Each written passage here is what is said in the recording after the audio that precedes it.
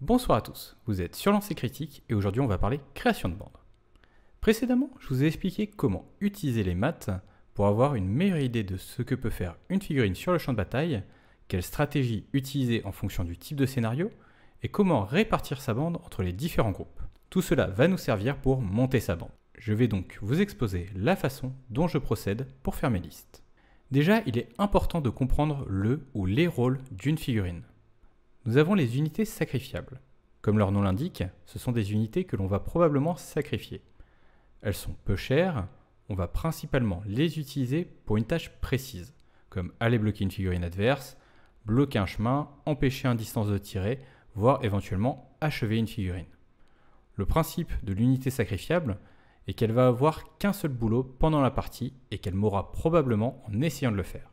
Ces unités sont très importantes, car ce sont elles qui vont permettre de contrecarrer la stratégie adverse, et ce sans compromettre la vôtre, car elles ne sont généralement pas des éléments clés. Les semi-élites, ce sont des unités intermédiaires, elles valent en général un peu plus d'une centaine de points et sont très bonnes dans un domaine ou ont une compétence qui les rend intéressantes. Le souci des semi-élites est leur résistance, qui laisse souvent à désirer. On va les utiliser principalement de deux façons, soit pour leur spécificité, que ce soit faire des gros dégâts, utiliser une aptitude spécifique ou autre. Leur rôle est plus ciblé, il va donc falloir bien le comprendre lors de la création de votre bande. Comme elles sont fragiles, il va également falloir les utiliser avec plus de soin et faire en sorte qu'elles ne meurent pas avant d'avoir accompli leur tâche. L'autre utilisation que l'on va avoir pour les semi-élites est comme contre-mesure à envoyer sur les unités sacrifiables.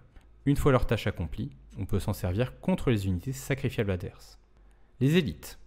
Ils sont plus résistants, tapent plus fort, mais coûtent beaucoup plus cher. Ce sont souvent des unités clés. Vous ne pouvez pas en avoir beaucoup, mais ils ont énormément d'impact sur le champ de bataille. Certains d'entre eux sont capables de tuer un semi-élite en une seule activation, et ils ont très souvent de bonnes aptitudes, les rendant encore plus redoutables. Pour les utiliser au mieux, il va falloir faire en sorte qu'ils aient le champ libre, et ce sera aux unités sacrifiables de bloquer ce qui pourrait les détourner de leur mission. Ce sont eux que l'on va utiliser pour s'occuper des objectifs. Les résistants. Ce sont des unités qui brillent par leur résistance. Leur but sera clairement de servir de bouclier humain. On va s'en servir pour garder un objectif, mais également pour bloquer un adversaire au corps à corps ou encore une voie d'accès. Ce ne sont pas forcément des unités que l'on veut engager au corps à corps, on veut juste qu'elles soient au milieu pour bloquer votre adversaire, ou au contraire, qui vont fuir les combats pour augmenter leur survie. Les tueurs. Ce sont les épouvantails, les figurines capables d'éliminer même les élites adverses. Et ça va être leur but bien sûr, mais pas seulement. Ils peuvent également servir à détourner l'attention de l'adversaire. Comme ils représentent une grosse menace, il y a de fortes chances que l'on cherche à les neutraliser et vous pouvez en tirer profit, notamment en vous plaçant de façon à obliger certains mouvements adverses, que ce soit pour les fuir ou pour les affronter. Les rapides, sûrement les unités les plus intéressantes du jeu. Ils sont utiles dans presque tous les scénarios. Ils peuvent aller chercher les objectifs et autres trésors rapidement, ils peuvent s'occuper de bloquer une figurine clé adverse, bref, ils ont la possibilité d'être là où on en a besoin, quand on en a besoin.